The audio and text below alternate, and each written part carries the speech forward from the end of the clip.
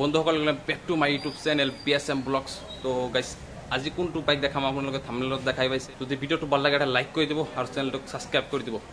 তো বলক গাইজ ভিডিঅ'টো আৰম্ভ কৰোঁ।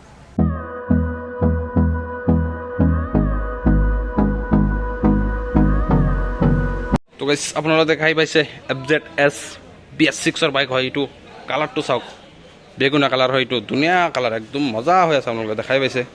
তো গাইজ আপোনালোকে ইঞ্জিনটো চাওক, 150 চিচিৰ ইঞ্জিন পাব। এইটোত আপোনালোকে চিলপেক ইঞ্জিন আছে, একদম আপোনালোকে দেখাই পাইছে, কোনো ধৰণৰ ৰিপেয়াৰ কৰা নাই, একদম অ'কে।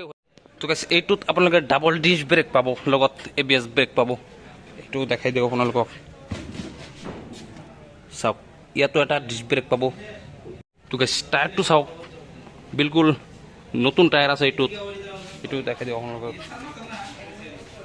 চাওক এইটো টায়াৰ বিলকুল অ'কে টায়াৰ আছে একদম।